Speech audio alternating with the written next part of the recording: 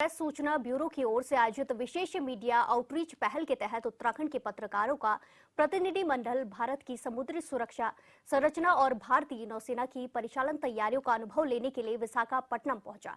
इस यात्रा का उद्देश्य मीडिया के जरिए नौसेना की आधुनिक क्षमताओं, रणनीतिक भूमिका और स्वदेशी रक्षा उत्पादन में हो रही प्रगति के बारे में जागरूकता बढ़ाना था। कार्यक्रम का मुख्य आकर्षण परियोजना 17A के तहत निर्मित उन्नत स्टील्थ फ्रिगेट आईएनएस उदयगिरी के साथ ऑनबोर्ड संवाद रहा। आधुनिक स्टील्थ सुविधाओं और कम रडार सिग्नेचर के साथ डिजाइन किया गया यह युद्धपोत जटिल समुद्री वातावरण में बेहतर उत्तरजीविता के साथ संरचना करने और दुश्मन की पहचान से प्रभावी ढंग से बचने में सक्षम है। आईएनएस उदयगिरी उन्नत निगरानी और रडार प्रणालियों, सतह से सतह और सतह से हवा में मार करने वाली मिसाइल क्षमताओं और पनडुब्बी रोधी युद्ध प्लेटफॉर्मों और परिष्कृत इलेक्ट्रॉनिक युद्ध उपकरणों से सुसज्जित है। ये जहाज आधुनिक नेविगेशन और नेटवर्क केंद्रित युद्ध प्रौद्योगिकी को एकीकृत करता है। कमांडिंग ऑफिसर कैप्टन विकास सूद ने जहाज पर आए प्रतिनिधि मंडल का स्वागत किया और पत्रकारों से बातचीत करते हुए जहाज की परिचालन भूमिका और नौसेना की मिशन तत्परता के बारे में जानकारी दी।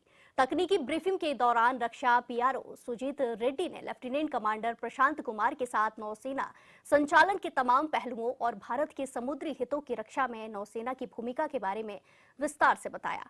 प्रधान युद्ध अधिकारी लेफ्टिनेंट कमांडर अमरीश यादव ने इस बात पर प्रकाश डाला कि आईएनएस उदयगिरी भारत की बढ़ती स्वदेशी जहाज निर्माण क्षमता का एक सशक्त प्रमाण है, जो रक्षा क्षेत्र में भारत सरकार के आत्मनिर्भर भारत के दृष्टिकोण को बल देता है। उन्होंने इस बात पर जोर दिया कि युद्ध तत्परता के अलावा ये प्लेटफॉर्म मानवीय सहायता और उत्पाद, आपदा राहत अभियान और समुद्री सुरक्षा कार्यों को अंजाम देने के लिए भी डिजाइन किया गया है।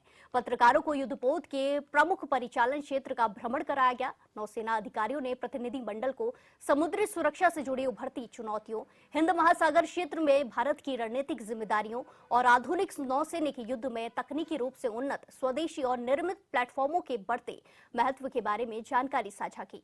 वहीं मीडिया प्रतिनिधियों ने भारतीय नौसेना की ओर से अपनाए गए व्यावसायिकता, तकनीकी दक्षता और उच्च परिचालन मानकों की सराहना की है। उन्होंने कहा कि इस तरह के दौर राष्ट्र सुरक्षा, रक्षा तैयारियों और स्वदेशी तकनीक प्रगति पर सटीक और जानकारी पूर्वक रिपोर्टिंग करने में सहायता देते हैं।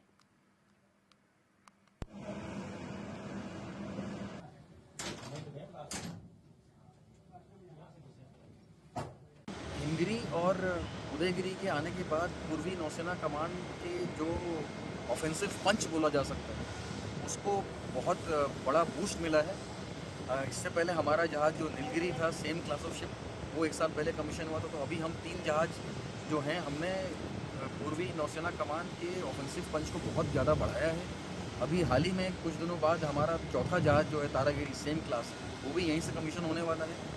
और टोटल 7 जहाज इस क्लास के यहाँ पे विशाखापट्टनम में बेस होने वाले हैं, जो इस पूर्वी नौसेना कमांड के ऑफेंसिव पंच को बहुत ज़्यादा बढ़ा देगा।